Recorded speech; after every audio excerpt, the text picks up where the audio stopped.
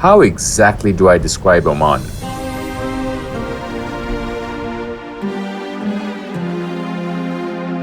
A country with a stunning coastline, gorgeous beaches, and a landscape that varies from the rugged mountains to the endless sand dunes.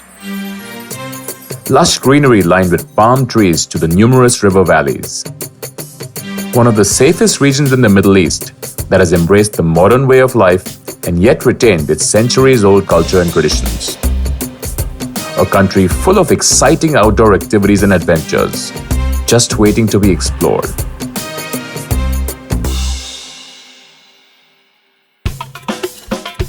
Beauty has an address, and I've just discovered this is it. Marhaba, or a warm welcome as the friendly Omanis would say. I'm Rahul Jagtiani, and I can't wait to explore this gorgeous destination with you. But hold on, let's check in first before we check it out. Oman is located on the southeastern coast of the Arabian Peninsula. I flew Oman Air into the capital, Muscat, every bit a 21st century city. But I found it really fascinating that none of the buildings were more than 10 or 12 stories high. Eager to get going with my outdoor escapades as soon as possible, I chose a hotel away from the hustle and bustle of the main city center, the plush Shangri-La Al-Husna Resort and Spa.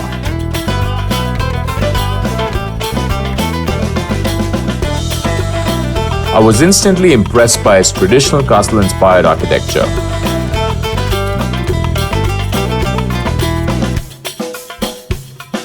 As well as its spectacular location, perched on a cliff with its own private beach, overlooking the turquoise waters of Gulf of Oman. A quick tour that led to my stylish one-bedroom suite. Wow, this is fantastic. So here we are in the specialty suite of the 180 rooms in Al-Husna. We have 3 specialty suites. This is exactly what I'm talking about. Exactly. Overlooking the Bay of Jissa and our adjacent sister property, Shangri-La Bar Al Jissa. We have dining room area, living room area, and then you walk into the bedroom. It's a 1-bedroom suite. Oh wow, you have a jacuzzi as well, huh? Yeah, we do. So each of the 3 specialty suites all has a jacuzzi overlooking the rest of the resort. Nice. Yeah. Nice. I hope the water just automatically won't. Yeah, you don't want to do that. Not when you're fully dressed anyway. Exactly. Yeah, and the view is beautiful as well. So I think it's just, how am I ever gonna step out of the hotel and do all these activities? I don't think I'm ever gonna leave this hotel, to be honest with you. I spent most of the evening lounging around, probably the only relaxing day on my trip.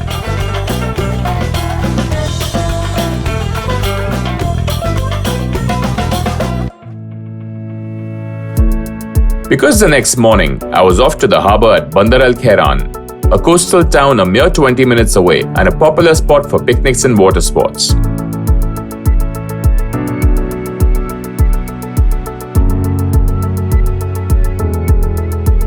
In fact, I'd heard so much about the scuba diving experience here that I couldn't wait to find out. Oh, did I not mention I'm a complete aqua baby?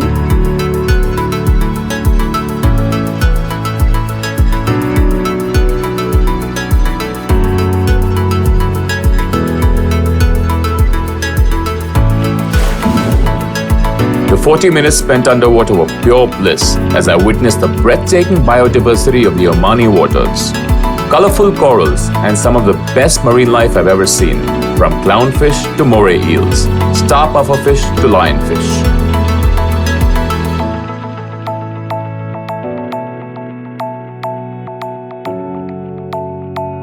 If you don't want to dive, you can always just get out here and snorkel. But honestly, once you're a certified diver and once you go underwater and see the corals, the beautiful marine life, you're not gonna feel like snorkeling. A great day so far, but hey, a man's gotta eat. And it was now about that time when nothing gets between me and my food.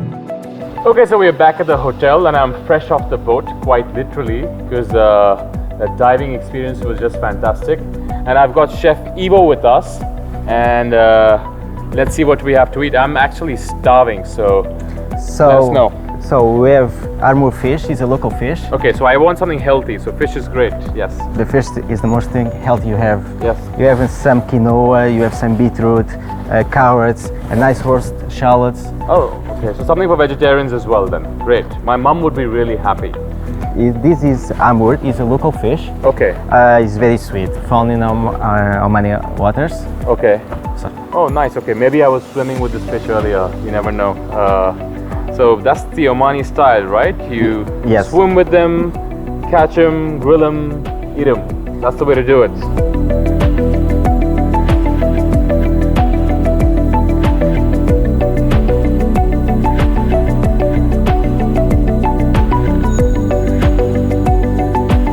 how was the fish? The fish is really good. No bones in this, right? No, Yeah. no bones. Because I had a tough time as a kid. You know, I think I swallowed a bone, and it was horrible. Like, I have bad memories. And what's really nice is that this has some spices, which I really like. I like spicy food, and that's something I really miss when I'm traveling overseas. You know, I miss my spicy food, and it's a nice, colorful plate. And it's got all my vegetables. It's got quinoa, something that I really like. And yeah, I should thank you for this lovely, healthy meal. Thank you, it was my pleasure.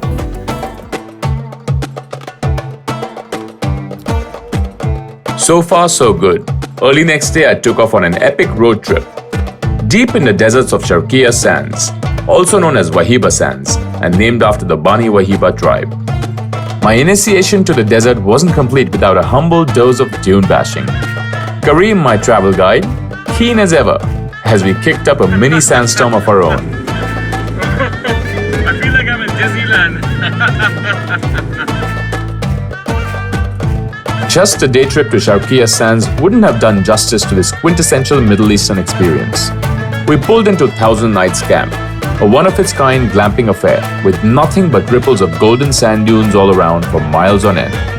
An authentically Omani design, but with all the amenities that one would need for a comfortable stay, and a few indulgent extras thrown in. With different kinds of dwelling on offer, from air-conditioned houses to basic and luxurious tents, I chose the latter, the stylish Amir tent. Oh wow. Whew. This is like a private oasis in the middle of a desert. Exactly what I needed. There's something about beautiful tents and four-poster beds that make me feel really, you know, royal is the word that I'm looking for.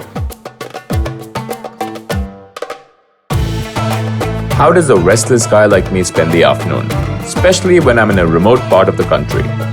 Now, I didn't quite fulfill my crossing the great desert on a camel fantasy, but I did get a fair glimpse into the local lifestyle here.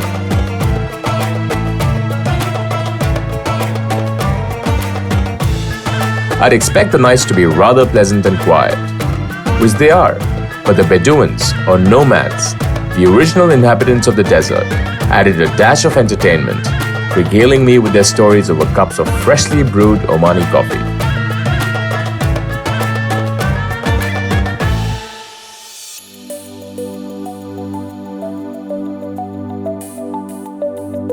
The beauty of Oman lies in its sheer variety of outdoor activities.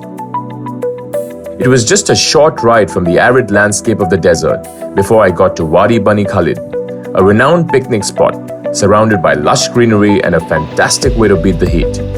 A wadi is a natural river valley, or let's just call it a giant natural pool.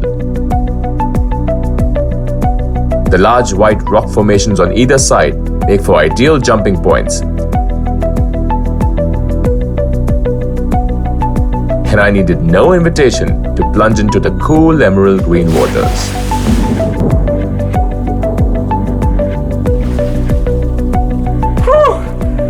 That was awesome. My curiosity got the better of me though, as I made my way a bit further up, discovering hidden streams and swimming in gorges, a true paradise for an adventure seeker.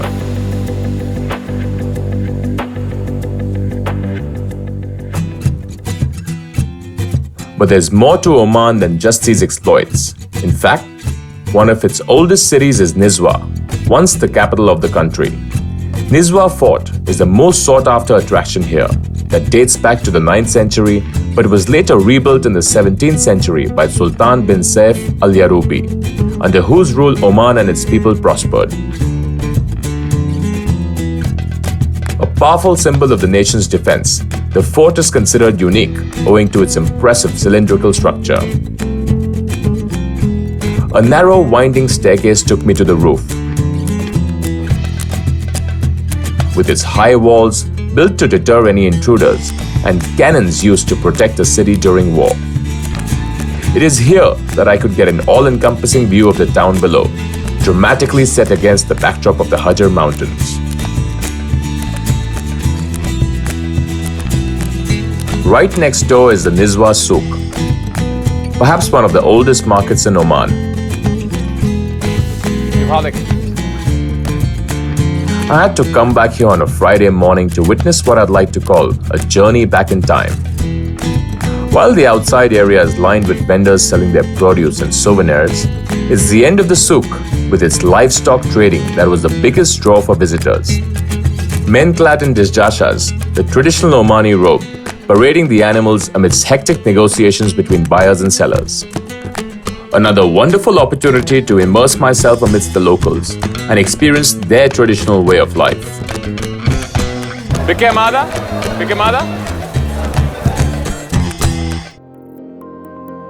A night spent at the View Oman really prepped me up for the busy day ahead. This eco-resort lies 1,400 meters above sea level, and no prizes for guessing that the rooms offer sweeping views of the valley below.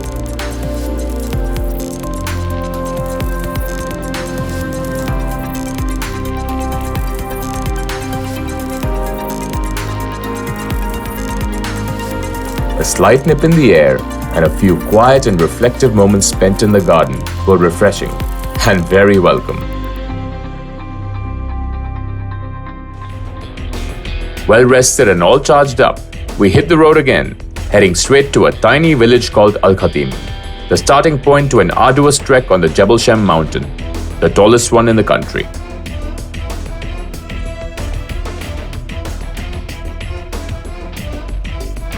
Mohammed! Hello, how are you? Good, I'm glad you made it. Finally made it, Finally yeah? made Yeah. How was all the way here? All the way, it's a bit of a ride. And sorry we're a little late. It's okay, You know, it happens. Indian It's Standard the Time. mountains. Indian Standard Time. It's okay. It's a little bit Omanis too, so it's Oh, okay. is it? Okay, Yeah, so, it's a okay. bit- I don't feel as bad anymore. No, Yeah. it's not. So, Yeah. are you ready for the hike today? I'm ready for the hike. What do you have? It's going to be so tough. Really? Yes. Yeah, I don't think I'm gonna sweat it too much. I'm pretty fit. I will take care of you, but you're gonna sweat a lot today. I'm gonna sweat a lot. Oh, We'll see make me about that. sweat. You're gonna make me sweat, okay? Of course. We'll see about that. All right, Yeah. let's go. All right, let's go. Let's start. Mohammed probably didn't want to deal with my brazen attitude all by himself, so he had his colleagues share the agony. Two mild-mannered gentlemen, both named Saeed. Give me. This is yours. Sure. You should be saved. How do I look? How do I look? Perfect. Good? Yes. Now you understand why. We're just going for a few hours, right? Not a few days. That's a lot of stuff. I hope you're not going to make me carry this. You will carry all of them. Yeah? And finally we were off, under the relentless sun, like a band of brothers, hiking the Jebel Shams, also known as the Grand Canyon of the East. We chose the balcony walk, a downward path along the rim, with a steep drop, adrenaline pumping stuff, and with a couple of breaks and a bit of banter, time flew by quickly.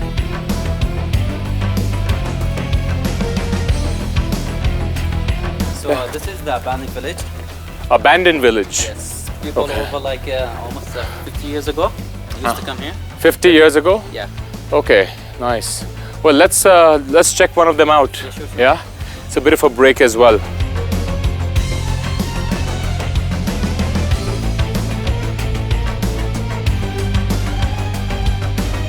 Okay guys, we finally made it, huh? Oh, nice pool. I could jump right in. Little bit. Little bit. And my voice is echoing. Oh!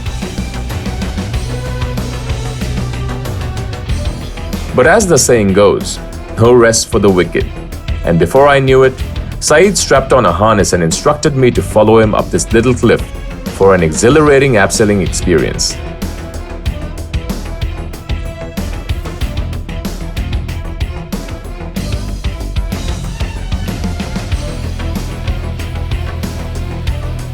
These guys weren't kidding. Sure, they made me sweat, but this activity alone was really worth the 2-hour hike each way. Woo! I made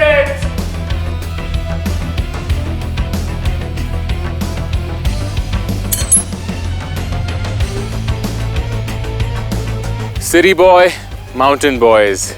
This is real fitness, you know.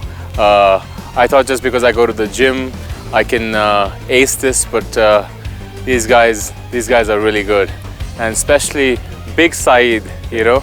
He's older, but I think he did a fantastic job, and I just want to thank these guys for accompanying me and being so hospitable. So, Mohammed, Little Saeed, and Big Saeed, thank you so much. Thank you, welcome. Thank you. Thank you. Thank you. Thank you, brother. We all need a group hug, yeah? Yes, of course. Yeah. It's a must now. Yeah. 3, 2, 1. Whoa!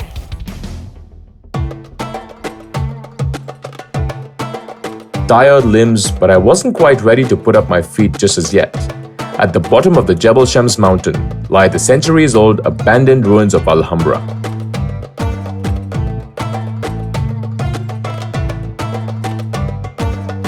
So this is the real deal, a true adventure. No electricity, no one around. I think I'm the only one in this abandoned village. And there is a very high possibility that I'm gonna get lost and not find my way back to the car. Ladies and gentlemen, step into my office. Crumbling buildings and dusty pathways intrigued me at first.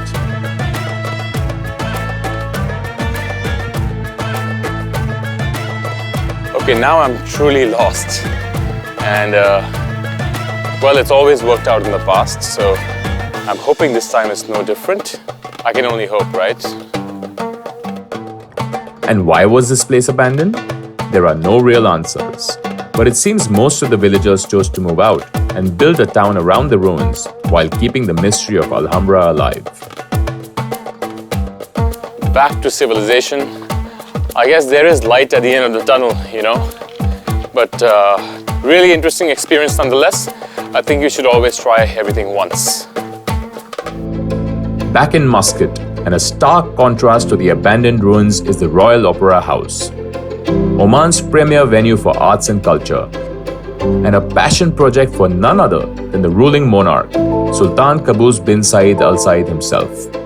With its classic Omani architecture and its elegant and tasteful interiors, oozing sophistication,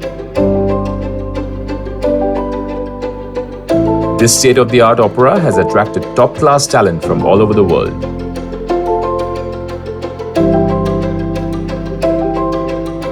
That Sultan Qaboos is a huge fan of classical music is pretty evident, with music instruments from his personal collection gifted to the opera house.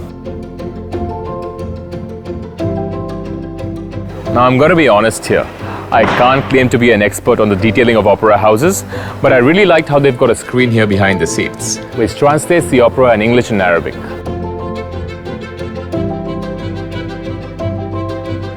I'm actually glad I'm here on a day when they're setting up, because back there we have the pipe organ, which is one of the largest ones in the world.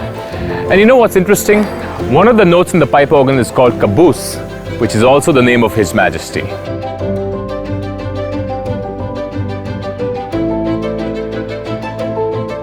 Hey, but if you do want to get a glimpse of what the opera here looks like, take a look.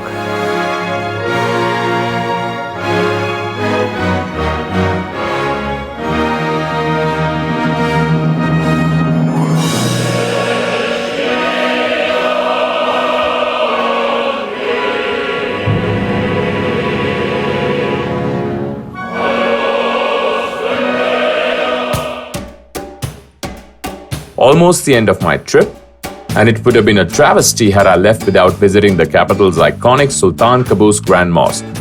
I'd driven past it on my way into Muscat, but couldn't have imagined how truly extravagant it was. The largest one in Oman. Just walking around this place turned into a decent workout by itself.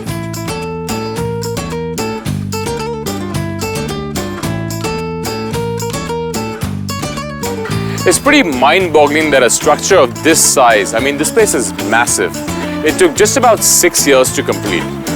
And it's a pretty decent stroll here as well. So here's my tip, guys. Wear comfortable shoes. And ladies, touch those heels.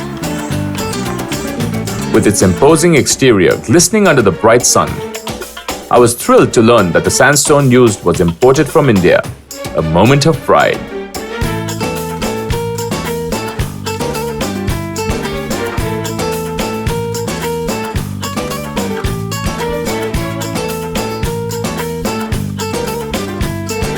Hard to pick a favorite part of the mosque, but I was really impressed with the opulence of the main prayer hall, designed to hold about 6,500 worshippers at a time. The chandelier, only one of the largest ones in the world, holds 600,000 crystals and took about 4 years to complete. While this gorgeous Persian rug, also one of the largest ones in the world, is hand-woven by 600 Iranian women and was brought here in 85 pieces to be stitched together. The diverse encounters in Oman had pleasantly surprised me. I left the country with a much deeper appreciation of its wonderful culture and its people, yearning to be back for another round of awesome adventures.